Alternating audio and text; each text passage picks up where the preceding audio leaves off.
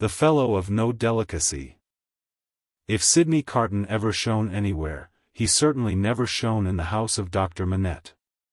He had been there often, during a whole year, and had always been the same moody and morose lounger there.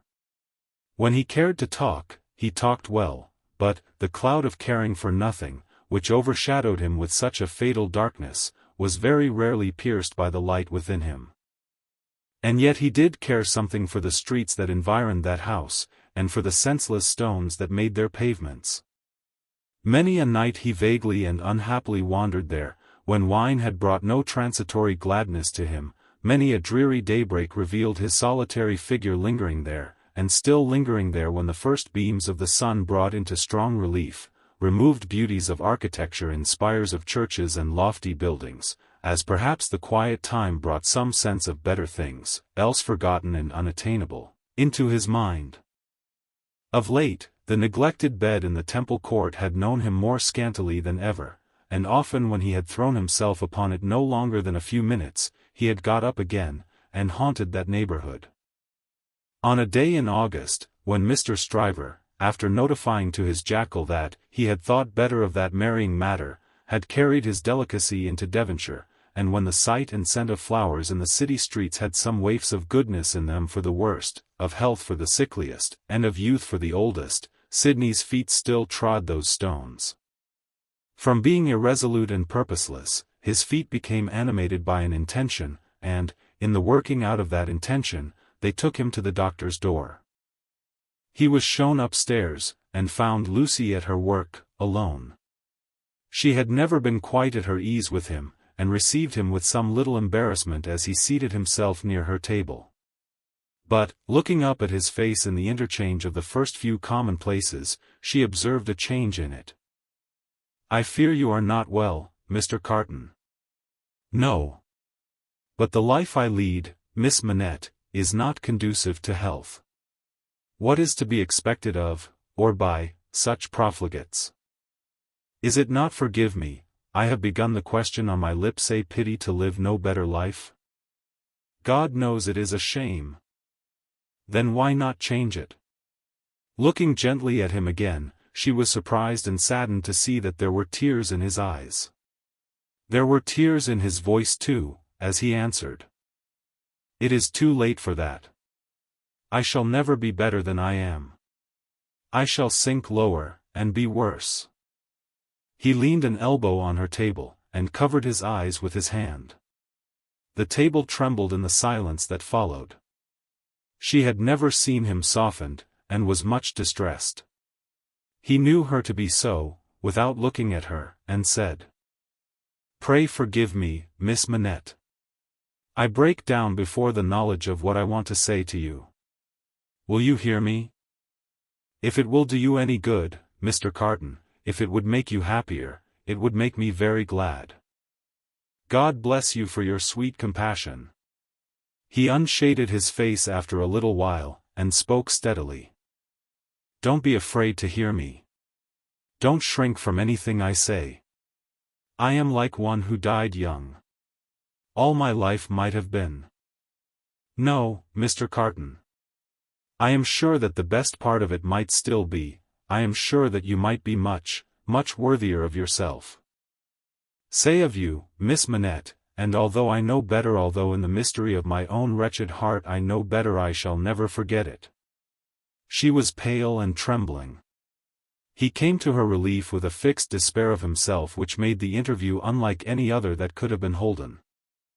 "If it had been possible, Miss Manette, that you could have returned the love of the man you see before yourself flung away, wasted, drunken, poor creature of misuse as you know him to be, he would have been conscious this day and hour, in spite of his happiness, that he would bring you to misery, bring you to sorrow and repentance, blight you, disgrace you, pull you down with him. I know very well that you can have no tenderness for me, I ask for none, I am even thankful that it cannot be. Without it, can I not save you, Mr. Carton? Can I not recall you, forgive me again, to a better course? Can I in no way repay your confidence? I know this is a confidence," she modestly said, after a little hesitation, and in earnest tears, "I know you would say this to no one else. Can I turn it to no good account for yourself, Mr. Carton? He shook his head. To none. No, Miss Manette, to none. If you will hear me through a very little more, all you can ever do for me is done. I wish you to know that you have been the last dream of my soul. In my degradation I have not been so degraded but that the sight of you with your father, and of this home made such a home by you, has stirred old shadows that I thought had died out of me. Since I knew you, I have been troubled by a remorse that I thought would never reproach me again, and have heard whispers from old voices impelling me upward, that I thought were silent forever. I have had unformed ideas of striving afresh, beginning anew, shaking off sloth and sensuality, and fighting out the abandoned fight. A dream, all a dream, that ends in nothing, and leaves the sleeper where he lay down, but I wish you to know that you inspired it. Will nothing of it remain? Oh, Mr. Carton, think again. Try again. No, Miss Manette, all through it, I have known myself to be quite undeserving.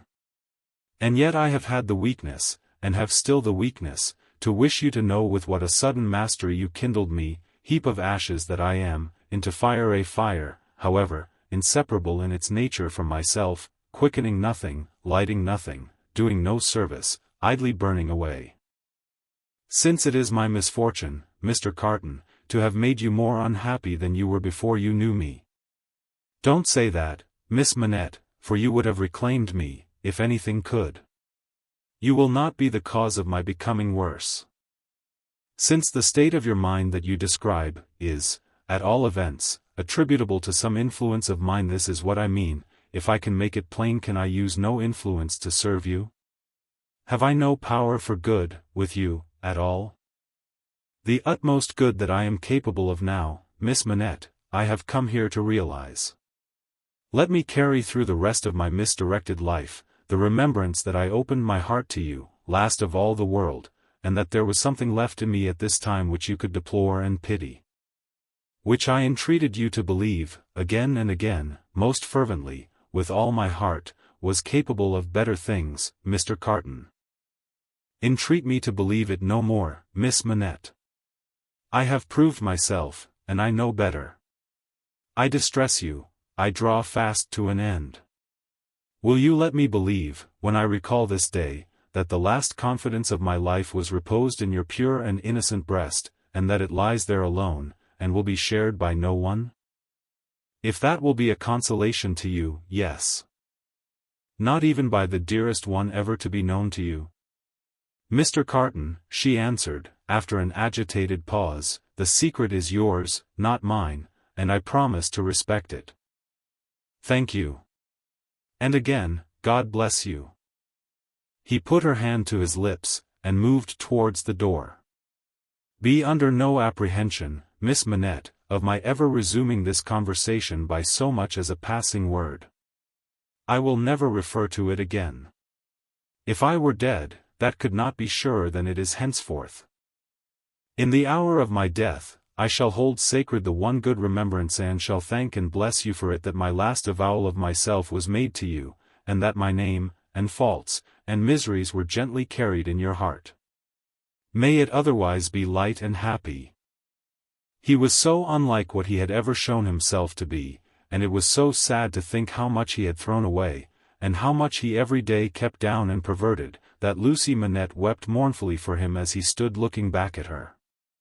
Be comforted, he said, I am not worth such feeling, Miss Manette. An hour or two hence, and the low companions and low habits that I scorn but yield to, will render me less worth such tears as those, than any wretch who creeps along the streets. Be comforted.